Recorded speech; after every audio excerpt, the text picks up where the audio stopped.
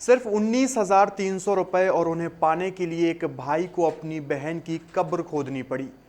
कंकाल कंधे पर रखकर बैंक तक पैदल जाना पड़ा।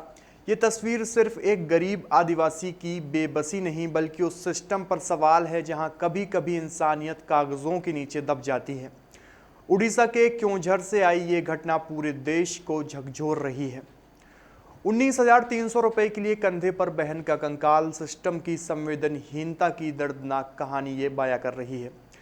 उड़ीसा के क्योंझर जिले से आई ये घटना ने पूरे देश को झकझोर दिया। यह सिर्फ एक खबर नहीं बल्कि व्यवस्था, गरीबी और मानवीय संवेदनाओं पर बड़ा सवाल है। एक भाई को अपनी मृत बहन के बैंक खाते में जमा 19,000 रुपए निकालने के लिए उसकी कब्र खोदकर कंकाल कंधे पर उठाकर बैंक तक जाना पड़ा। सुनने में यह किसी फिल्म का दृश्य लगता है, लेकिन यह हकीकत है और उतनी ही भयावह। करीब 50 वर्षीय आदिवासी ग्रामीण जीतू मुंडा की बड़ी बहन की मौत 26 जनवरी 2026 को हो गई थी। गांव की परंपराओं के मुताबिक उनका अंतिम संस्कार कर उन्हें दफना दिया गया।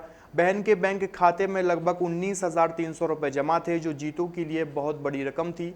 गरीब परिवार के लिए यह रकम जीवन और संघर्ष के बीच सहारा बन सकती थी, लेकिन इन पैसों तक पहुंचना जीतू के लिए आसान नहीं था। मीडिया रिपोर्ट्स के मुताबिक जीतू कई महीनों से बैंक के चक्कर काट रहा था, लेकिन वह अनपढ़ था। उसके पास न मृत्यु प्रमाण पत्र था, न ऐसे कानूनी दस्तावेज जो साबित कर सकें कि उसकी बहन अब इस दुनिया में नहीं है। बैंकिंग प्रक्रिया और कागजी औपचारिकताओं के बीच एक गरीब आदिवासी की समझ और पहुंच बेहद सीमित थी। बताया जाता है कि बार बार उससे दस्तावेज मांगे गए, खाता धारक को लाने या प्रमाण पेश करने की बात कही गई। व्यवस्था की यही जटिलता आखिर एक भयावह मोड़ तक पहुंच गई। हताशा और बेबसी के बीच जीतू ने ऐसा कदम उठाया जिसकी कोई कल्पना भी नहीं कर सकता।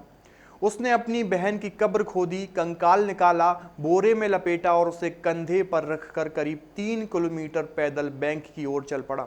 चिलचिलाती धूप में एक भाई अपनी बहन के अवशेष लेकर बैंक की ओर जा रहा है। यह दृश्य सिर्फ दर्दनाक नहीं बल्कि पूरे सिस्टम की नाकामी की तस्वीर बन गया। जैसे ही जीतू कंकाल लेकर बैंक पहुंचा, वहां अफरा तफरी मच गई। कर्मचारी घबरा गए, लोग इकट्ठा हुए और पुलिस को बुलाया गया। बाद में प्रशासन ने हस्तक्षेप किया और जीतू को मदद का भरोसा दिया गया। रिपोर्ट्स के मुताबिक बैंक और प्रशासन ने मामला अपने हाथ में लेकर भुगतान प्रक्रिया पूरी कराने का आश्वासन दिया है। हालांकि बाद में यह भी सामने आया कि मामला सिर्फ बैंक की बेरुखी तक सीमित नहीं था, बल्कि दस्तावेजों की कमी, नामांकन संबंधी दिक्कतें और जागरूकता के अभाव ने स्थिति को और उलझा दिया।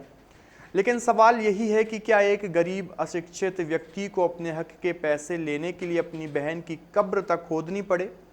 क्या व्यवस्था इतनी कठोर हो सकती है कि इंसानियत कागजों के नीचे दब जाए?